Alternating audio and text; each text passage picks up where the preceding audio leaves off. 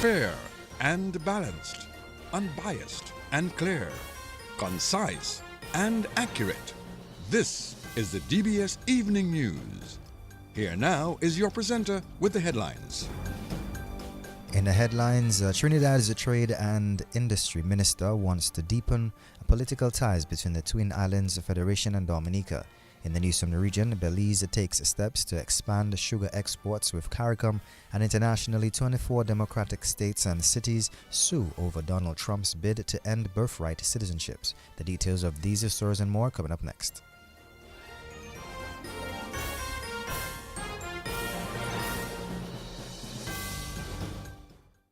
Here's a fun fact. In just 29 seconds, you can say goodbye to paper bills forever. Seriously, in 29 seconds. That's less time than this ad. Head over to discoverflow.co or visit us in-store and update your contact information now. By October 1st, your bills will be digital, easy to access, secure, and hassle-free. So what are you waiting for? This ad still has 2 seconds left, and you could have already gone paperless.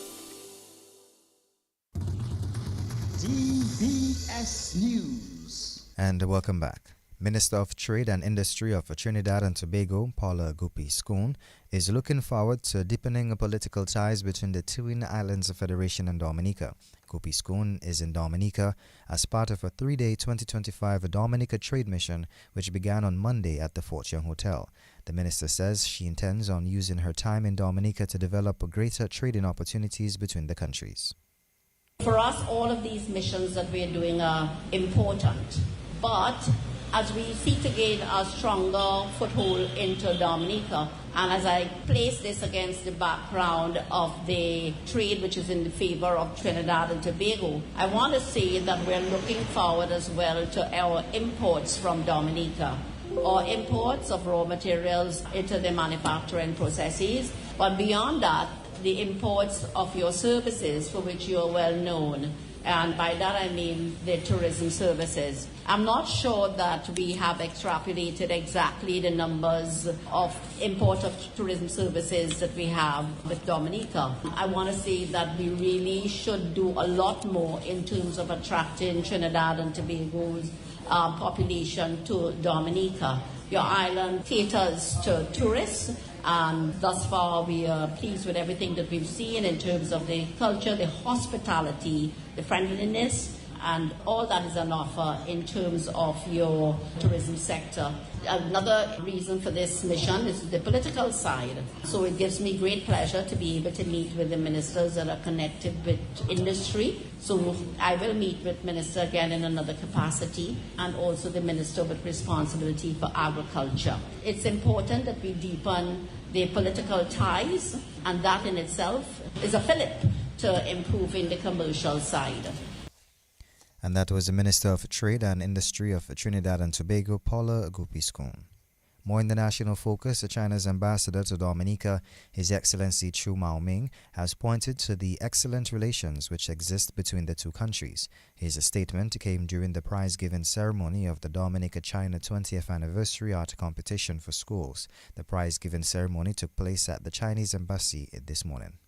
Since the establishment of diplomatic relations 21 years ago, China and Dominica have always respected each other and treated each other as equals.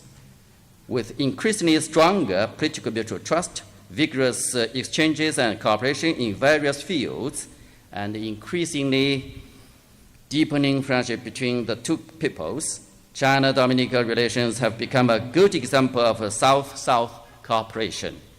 Of course, the cooperation is fruitful and reflected in the children's drawings. I'm delighted to find out that the Dominica-China Friendship Hospital, the Windsor Park National Stadium, and West Coast Road appear many times. And I believe we can truly say that our genuine friendship is witnessed by those mentioned facilities and deeply rooted in children's heart. Children are the future of the country and also represent the future of friendly relations between China and Dominica. Our friendship enjoys extensive public support as a solid foundation and calls for joint efforts from all of us. Let us join hands and create more opportunities for exchange between the children of our two countries, thus to promote the inheritance and development of our friendship.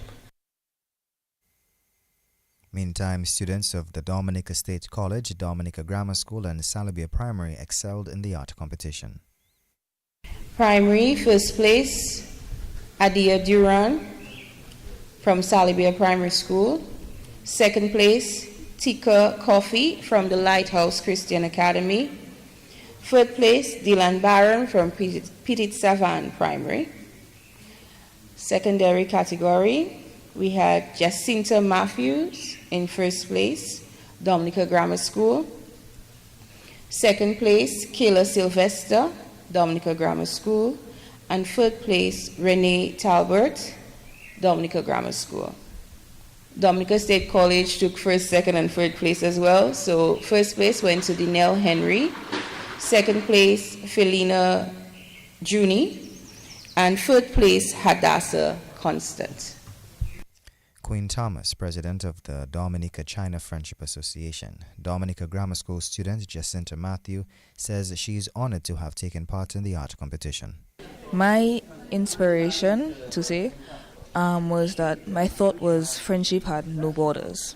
Like, there's a lot of wars going around the world, and you just we can just be together and be friends. And so that was what I thought when I saw the competition. I love painting. Painting calms me. Like, I feel like I'm in another world. I feel like I'm in my zone. And for people that maybe don't know what calms them yet, try out painting. Because people say it takes a lot of patience. I very much encourage it. Because honestly, when I heard about it, I thought, okay, maybe second place, third place. But when I got the call, first place, my mother was more excited than me. She was jumping up and down. But I couldn't even put it into words how excited I was and happy that my arts got recognized and that I got recognized. And that was a Dominica Grammar School student, Jacinta Matthew.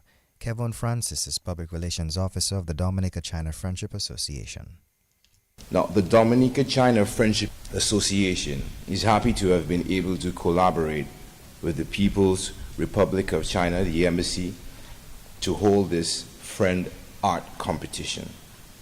As an association, we aim to promote friendship and continued understanding between Dominican and Chinese communities, and saw it fitting to find some way to highlight our two countries' cooperation over the past years.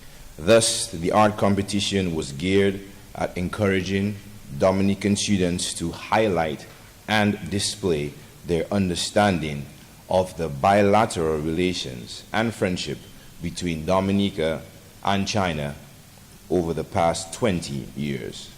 This competition was also meant to be an opportunity to foster students' creativity, encourage diverse expression of the general theme, and promote their artistic growth. And that was a Public Relations Officer of the Dominica China Friendship Association, Kevin Francis.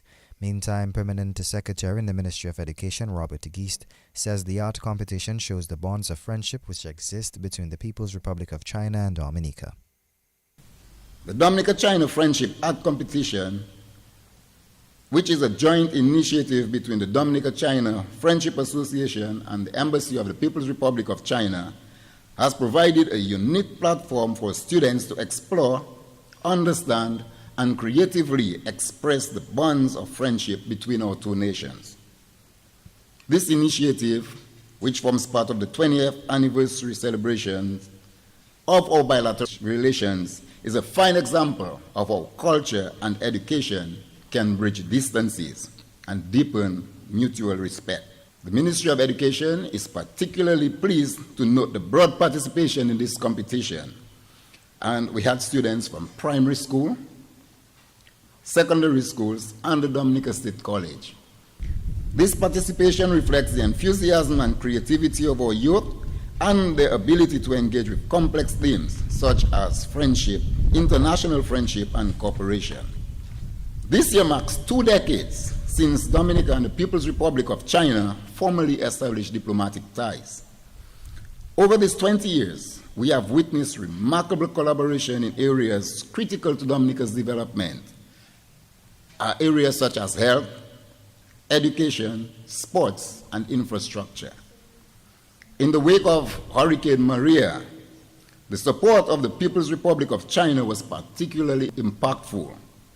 The swift and generous assistance played a crucial role in our recovery efforts.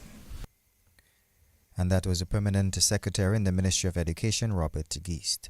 Still in the national focus, police have arrested a man in a northeast community in connection with 9 gunshots which hit the vehicle of Calypsonian Naren Murphy in the early hours of Sunday morning. Police confirm that the man was picked up early this morning from his home. Mr. Murphy, a social media influencer, was not in the car at the time of the incident, but he said later he was unfazed by the incident and added that he did nothing wrong to anyone. The police say that their investigation into the incident would continue. More from the national focus, Minister for International Business and Trade, Dr. Vince Henderson, says his ministry is looking at ways it can support the participation of local artists on the regional and international stage. Dr. Henderson says amongst the measures will be the launching of the Export of Services, which will create targeted markets for Dominican music and performers. The minister made the remarks whilst addressing the opening ceremony of the 2025 Dominica Trade Show, which is a collaborative effort by the Dominica Association of Industry and Commerce and the Trinidad and Tobago Manufacturers Association. We have been, of course, always bringing in your artists. So you're not only exporting goods, you're exporting services as well. You're exporting services, a lot of it.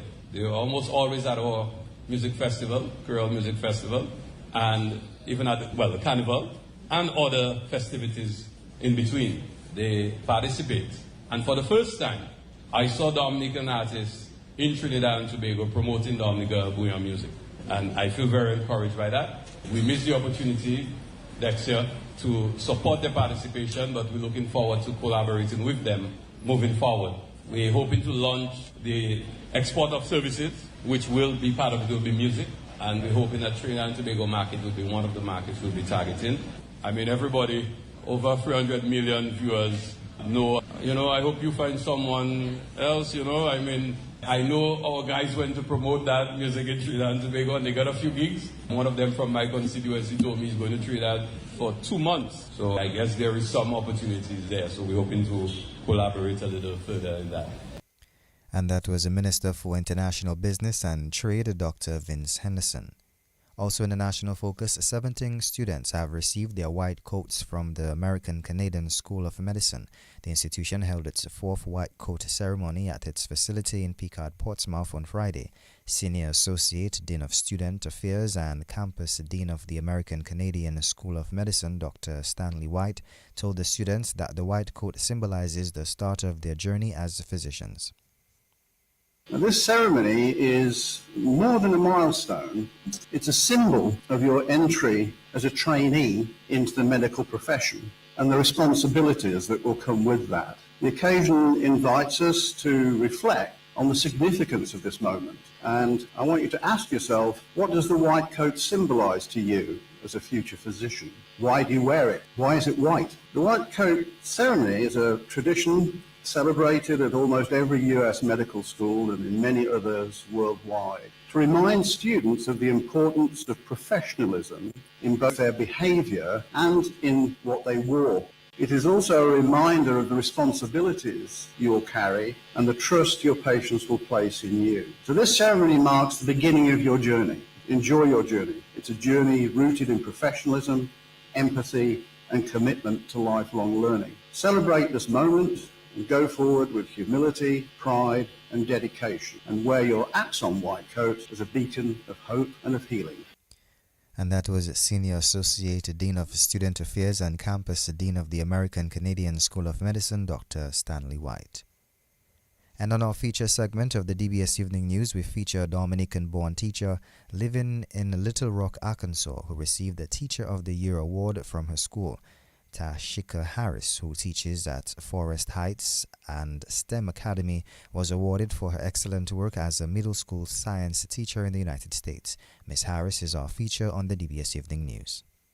Hello, my name is Tashika Harris. Everybody calls me Shika. My parents are Claudia, or better known as Dinah Liba Harris from Vickers, and my father is Austin, better known as Junior Harris from Goodwill.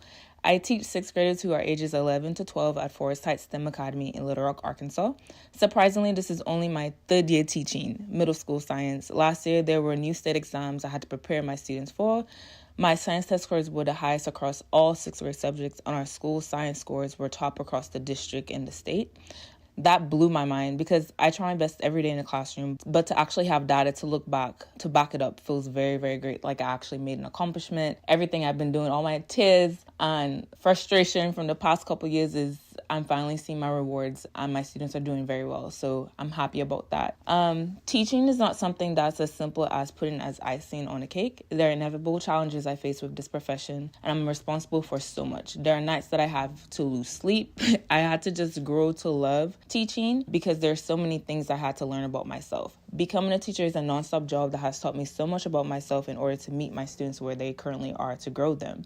I do love my profession because I get to set the stage for a lifelong interest in science. Middle school science is such an exciting and dynamic subject to teach because it's a time when students are curious, open to new ideas, and are beginning to make connections between what they learn and what the world is like around them. My pathway to teaching wasn't a normal route. I have a biochemistry degree and I've worked with the FDA doing research. My original goal was to go to dental school. I wanted to become an orthodontist. And then life sort of happened a little bit. Teaching called me at a point in my life when I decided to finally just listen to God for a moment and just be grounded and be patient. My background qualified me enough to get my foot in the door of teaching, and then I could do the professional development and take classes for my licensure process and everything. Teaching is more than just delivering content. There are life skills that I'm helping develop in young minds. I'm a mentor, counselor, role model, caregiver, motivator, community builder, and advocate. I show up for my students inside and outside the classroom by participating in after-school programs and supporting outside extracurricular activities that aren't school-affiliated. So your students want you to just care about them. They want to know that you remember the small, special things. They come and rush and tell you in between classes. I use my love of storytelling to teach kids. That's something I got from my grandfather. I try my best to learn each of them, and that's not easy. I have about 120, 125 kids each year. I learned how to meet each of their needs. I learned how to show up for them and be transparent at times. I try my best to provide a safe environment that they feel like they can actually create, belong, and evolve in. I want to grow their skills, but also who they are as a person and allow them to create their own goals to reach their dreams in life. And that was a Dominican-born Teacher of the Year, Tashika Harris, taking us to the end of this evening's special feature and the national focus. Up next is news from the region and international. Yo, what's up? Baby, let's go! Turn your TV on. Listen to DBS on Digicel TV Channel 50 and Flow TV Channel 951. DBS News. And welcome back. The government of Belize has initiated new efforts to strengthen its sugar export capabilities to CARICOM markets during a key meeting held recently between government officials and industry representatives. Belize Minister of State for Foreign Trade, Osmond Martinez, met with representatives from Belize Sugar Industries and the Directorate General for Foreign Trade to develop strategies for expanding the country's presence in regional sugar markets. The meeting addressed several critical areas within the regional trade framework, including the optimization of the common external tariff suspension regime and improved compliance with the revised Treaty of Chaguaramas. Officials also examined ways to enhance Belize's competitive position with the CARICOM's single market and economy. Internationally, 24 Democratic-led states and cities are challenging U.S. President Donald Trump's bid to end birthright citizenships in court. The lawsuits allege that a Trump executive order signed on Monday violates the 14th Amendment of the Constitution, which gives a constitutional right of citizenship to all children born in the United States. The case could end up becoming the first major Supreme Court showdown for Trump's second-term agenda. The 18 states filed in a Massachusetts federal court, which means any appeal of a ruling from that court will come up through its first U.S. Circuit Court of Appeals, where all the judges are Democratic appointees. This brings us to the end of this evening's news. Up next is sports. Covering the nation and beyond, DBS Sports Report.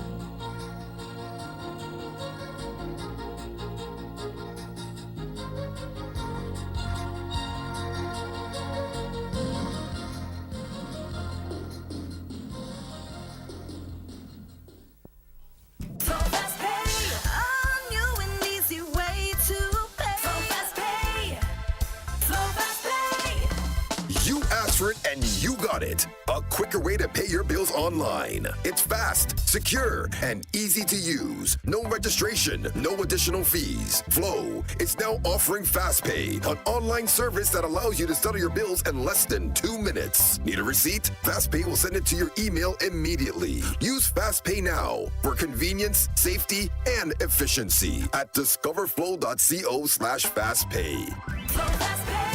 2 minutes and you're on your way. Flow Fast Pay. Flow Fast Pay. Flow is keeping you connected. And welcome to your DBS Evening Sports. For this evening, West Indies women are looking to go 2-up in their ODI series with Bangladesh. The second ODI is currently underway in St. Kitts. Sports editor Gavin Richards is joining us live on the line with the latest. Well, good evening, Hassan Robinson, and of course, good evening to the many listeners of the DBS Evening News. And the West Indies, yes, they're taking on Bangladesh in the second ODI in St. Kitts. The West Indies women, they are chasing 185 for victory in that second encounter. That's because Bangladesh, they were bowled out for 184 batting first. We had Nigar Sultana Jyoti, who top scored is 68, but it was Karishma Ramarak who picked up 4 for 33, and Aliyah Aline 3 for 24, who did the damage for the West Indies women's team. So the West Indies women chasing 185 to win. They were 17 for 1 after 4.2 overs when the match was stopped because of rain. So Hayley Matthews was not out on 11, the captain, and Kiana Joseph, the batter, out for 6 runs. So the West Indies, they will require some 168 more runs for victory, and they have 45.4 more overs to get the runs total. And like we said, rain has stopped play in St. Kitts. Before I go, Hassan, I can bring you up to date with the latest from the various sporting activities from the sports division. We had some netball today, and the Dominica State College, they picked up a comfortable win over the Pierre Charles Secondary School at the Pierre Charles Secondary School grounds this afternoon. The State College took that match 46 to 26.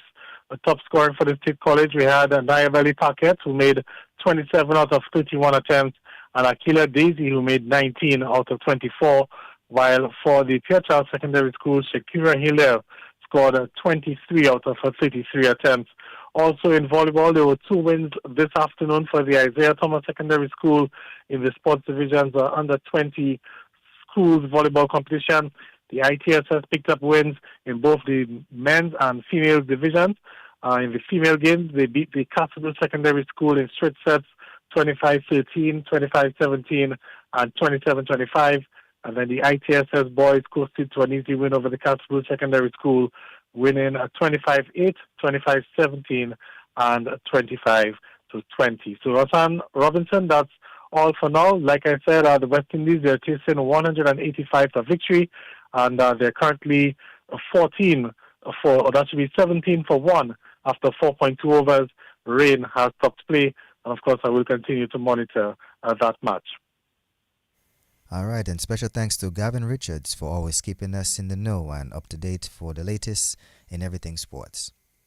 And the Dominica Football Association has taken a decision to play the remainder of the division semi-final match between DSFC and the Do It Center Mighty Avengers this Thursday at the DFA Technical Center. The semi-final match between the two teams has twice been postponed since the disciplinary committee ruled that the game should be continued.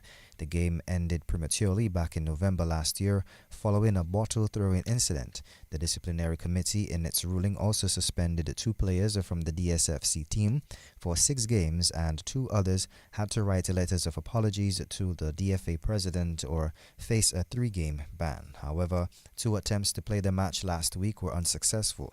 On Thursday, the match official was not present. Then there was inadequate security for Sunday's attempt. DFA's PRO Ebby Lawrence says all necessary steps have been taken ahead of Thursday's game to ensure that it is played. Meantime, DFA President Glenn Etienne says the delay is causing some problems for the it's hurting DFA. the FA because we should have closed up this season already, and that is holding us back. I mean, what we can do now is, well, we have no choice but to extend the transfer window for the days lost in January. We'll add it further down in the month of February. But it definitely, like you said, hurting the FA because we have the ninth place team in the Premier that must play the runner-ups of Division 1, and that game has to take place also. So there's about 3 games to play. DFA President Glenn Etienne, the winner of Thursday's match, will meet St. Joseph FC in the finals on Sunday. The loser of Thursday's match will play the RC Doctors in third place matches also on Sunday. Still in sports here, the St. Mary's Academy and the Castle Bruce Secondary School will be hoping for championship glory as the two sides meet in the finals of the Sports Division Secondary Schools Under-15 football tournament on Wednesday at the Benjamin's Park. Coach of the Castle Bruce Secondary School, Delroy Watt, says his school will be looking to close out their solid run in the tournament with a win in the finals. CBS has scored a win in the earlier round of the competition over the SMA team, but Coach Watt says the team won't be taking things for granted. Well, we met them a couple of weeks ago, Gavin, and we would have defeated them, I believe, 6-0. But tomorrow is another game, another day. And as we know, football is played on the day. So yes, in order for Casper's to be successful in the finals, I believe communication would be key. Our movement on and off the ball, of course, keeping in shape and remaining tactically disciplined. All right? The players were asked to do certain things in all 4 moments of the game, Gavin, in defense, attack, transition from attack to defense, and of course transition from defense to attack. And I believe if these players can go out and execute what was asked for them, what they have been practicing, what they have been playing all throughout this season, because really and truly we have had an excellent season, the Casper Secondary School, in this year's tournament.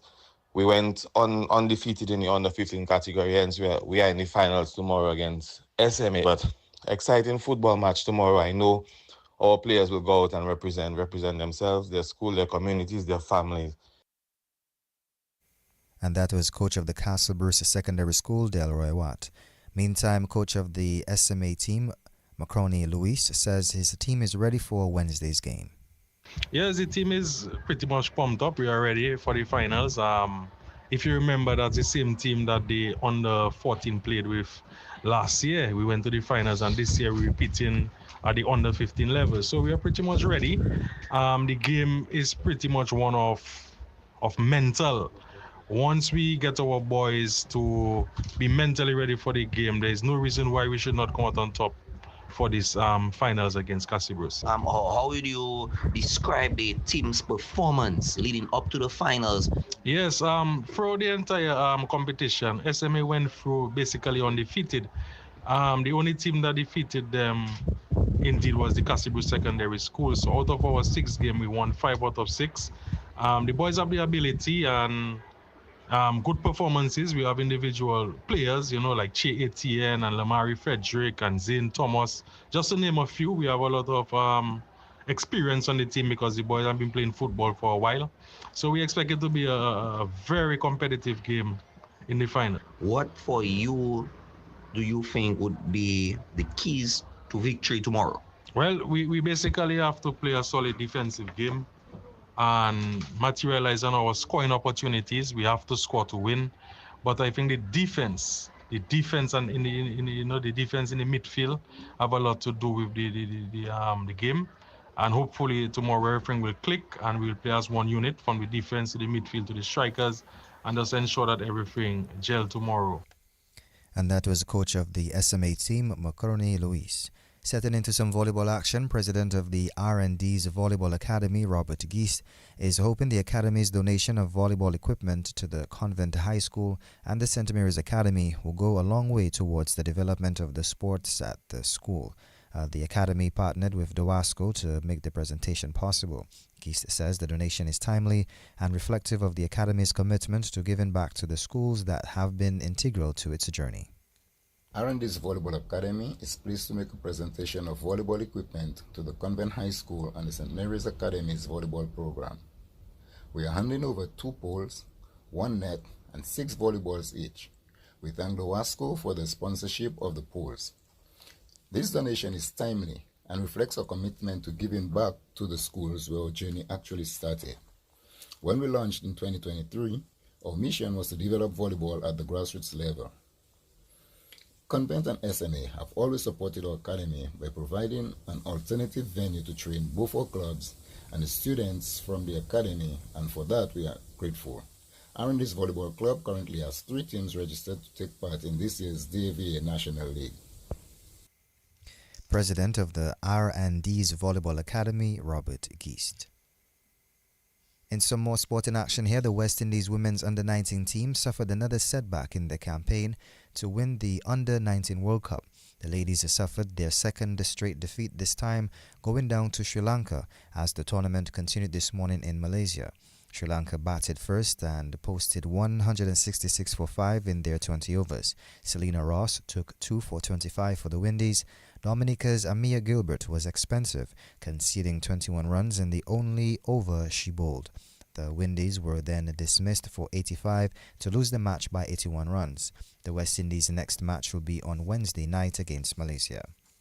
Still in some football news or more evening news, into some football action, FIFA talent coach Kurt Hurd says he is impressed with what he saw on the weekend following the Dominica Football Association's first regional talent club program. Over 100 footballers were on show for the event held at the DFA Technical Center. Hurd, who is on island assisting the DFA with talent identification and football development at the grassroots level, says Dominica has a lot of potential.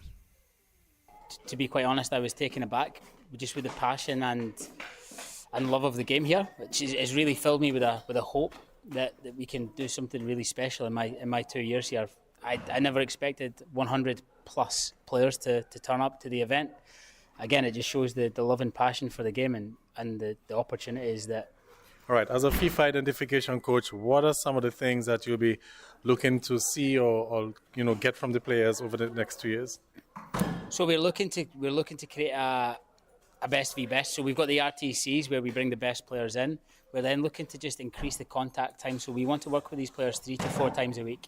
We want to make sure that they're playing against the best players that they can. So we're going to create competitions between the RTCs so that when we go to international competitions, when we play countries from nearby, that we're ready for the competition. And that's what we're looking to do in the next few years.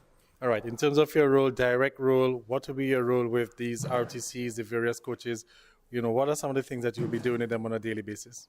Yeah, so we're going to be doing a lot. Everything's going to be very hands-on in terms of creating the curriculum and creating a methodology of how we want to work, so that everybody's doing the same stuff. We're then, I'm going to be going around the RTCs where I may not be leading, but there'll be a lot of coach education. I will be leading a lot of the stuff, but a lot of coach education, a lot of player education on nutrition, rest, recovery, making sure we've got everything in place for this to be a successful program. All right, and in terms of what you saw today, like you said, you're quite pleased to see over 100 kids today. Just talk to me a little bit more as to, how the day went specifically in terms of what you saw talent-wise. Yeah, like I said, the numbers were phenomenal. The talent-wise, for me, we were looking at how they move physically, and then it's, how they release and receive the ball, I think is the first, it's the most important part of the game, releases, receive. So we've took that into account. We've wrote down a number of players that we would like to watch again, and we're going to bring them back in on Tuesday for a second look in a more sort of a more intimate way, and then we'll then look to bring them into the RTCs from that point on. But looking at how they control, how they receive, how they release the ball, and then just seeing even, who's coachable, who has a good attitude, who was on time, who spoke well to the coaches, who thanked the coaches. Little small things like this, it's people that you can work with.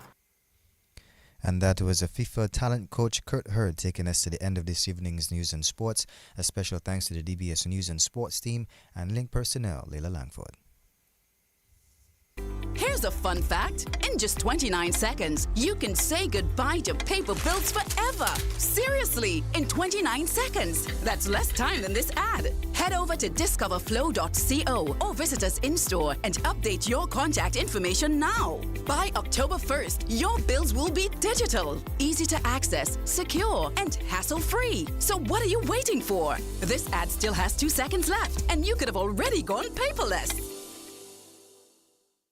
Yo, what's up? Baby, let's go! Turn your TV on. Listen to DBS on Digicel TV Channel 50 and Flow TV Channel 951. Yo, what's up? Baby, let's go! Turn your TV on. Listen to DBS on Digicel TV Channel 50 and Flow TV Channel 951.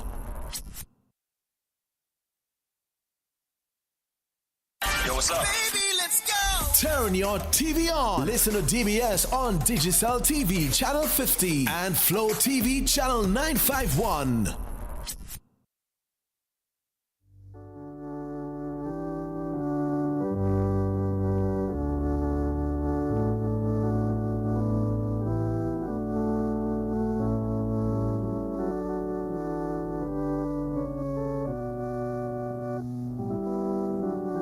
We announce the death of Maureen Fritz, age 74, of Montrachet, who resided at Bath Estate.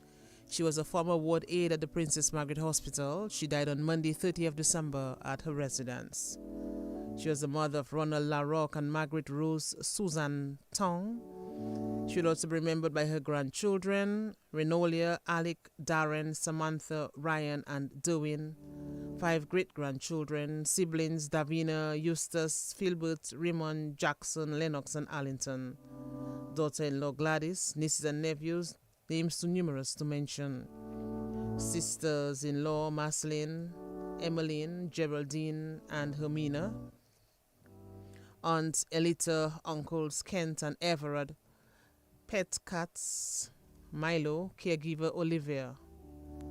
Close relatives and friends including Ingrid, Annette, Ivy, Eric, Claire, Cecil, Ghislaine, Steve, Franklin, Reginald, Philippa and family, Melanie and family, Clavia and family, Filma and family, Julia and Kawana. Special mention Dr. Spencer St. Luce, Dr. Shane McIntyre, Dr. Olagunju, Jefferson, Adina, Father Nigel, Karam, Esleen, and the Honorable Shakira Lockett Heapolit. All the relatives and friends, names too numerous to mention. The funeral mass of the late Maureen Fritz of Montrachet, who resided at Bath Estate, will take place at 3 p.m. on Friday, 24th January at the St. George's Hall Chapel and will be followed by interment at the Roseau Catholic Cemetery. We announce the death of Mr. Leroy Remy, better known as Zibier or Little Man of Egliston, or Zebai or Little Man of Egliston. He died on Sunday, 12th January. He was a member of the Holy Retreat House and a member of the Kybele in Action Community Group. He will also be remembered by his sisters, Maudlin Antoine, Martha Austrian St. Croix, Roslyn, Annette Seraphine, and Andrina Remy, brothers Errol and Peter Remy, nieces including Kishma, Desiree, Kimara, Nadej, Brenda, Carla, Shanna, Lisa, and Vincia. Nephews including Hilton, Roland, Kimridge, Ulrich, Keith, Lester, Gary, Jonathan, Michael, and Aaron. Grand nieces including Brittany, Kilani, Tracy Ann, Siobhan, Brina, Sonanda, Sidoni, and Sari Antoine, Laura. Grand nephews including Kieran, Nyron, McGill, Nathan, Antonio, Taj, and Joshua. In-laws Eustace, Kayana, and Zara Antoine, Benji Austri, James, Kiki, Tony Henderson, Herwin Bastian, and Alt Vidal. Godchild Sari Antoine Laura. Close family friends Randy Alexander. Close cousins including Marvlin, Andy, Maria, Elkin, Alvin, Zena, Gloria, and Benick, that is Benick and their families. Friends including Lennox and Laureen Johnson, Cynthia Bedminster, Paula, Lena, Clinton, Martha and Alvin, Antoine, Dennis, Dean and Karen John Kerr, Michael Skiru, Desiree, Joanna George and Rachel Lewis, Deborah Richards and Philbert James, co-workers Ernest Farrow and Alcest Barron, Brother Roll, Brother Gerard, Mr. and Mrs. Roy Sanford, and staff of the Holy Redeemer Retreat House, Parliamentary Representative Shakira Lockhart-Hippolyte, and members of the Egliston Labour Group, President and members of the Kaibel in Action Group, the Antoine and Remy families in Egliston, the Thomas family in Girondale, the entire communities of Egliston and Girondale. The body of the late Leroy Remy, better known as Zebai of Egliston, will be viewed on Tuesday, 28th January from 2:30 p.m. at the Chapel of Our Mother of Perpetual Help in Girondale. The funeral mass takes place at 3 p.m. and will be followed by interment at the Girondale Cemetery.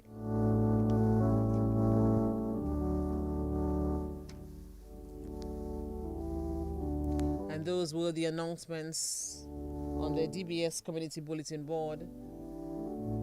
Stay tuned for the general announcements.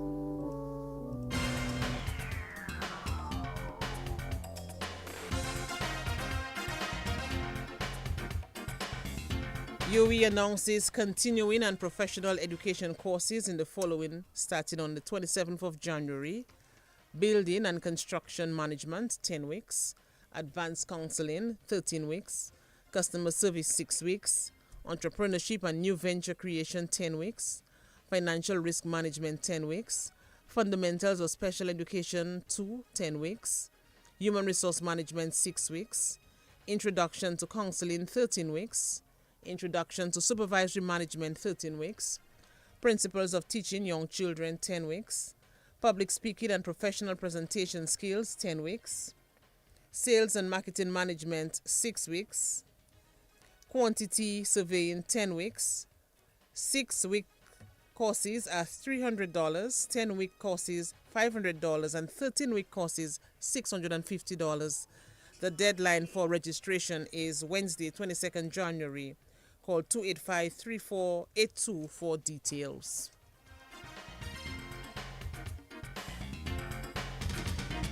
Sol Ec Limited wishes to advise the public that their office will be closed but resume operations on Wednesday, January 22nd. For all LPG and mobile lubricant orders, please contact Sol at cell phone number 612-7913 or 612-3213. Orders can also be sent via WhatsApp or email them at dominica@solpetroleum.com. The management of Solec Limited apologizes for any inconvenience caused and thank you for your understanding and looks forward to serving you. And the public is informed of road closure for blasting operation at the terminal area at the western part of Wesley tomorrow, Wednesday, between 2:30 p.m. and 5:30 p.m. Please be guided accordingly.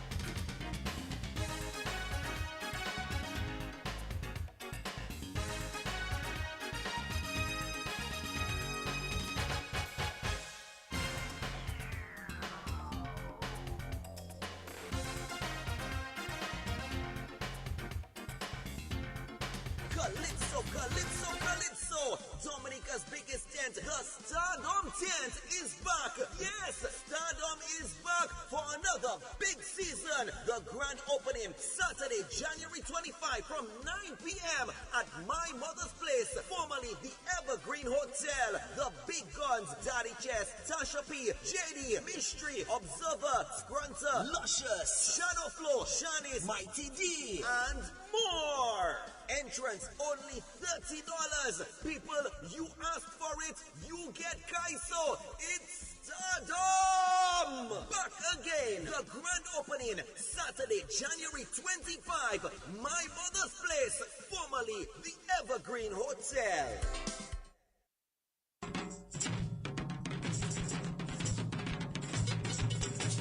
The Ministry of Culture, Youth, Sports and Community Development and the Cultural Division presents Old Mas Juve.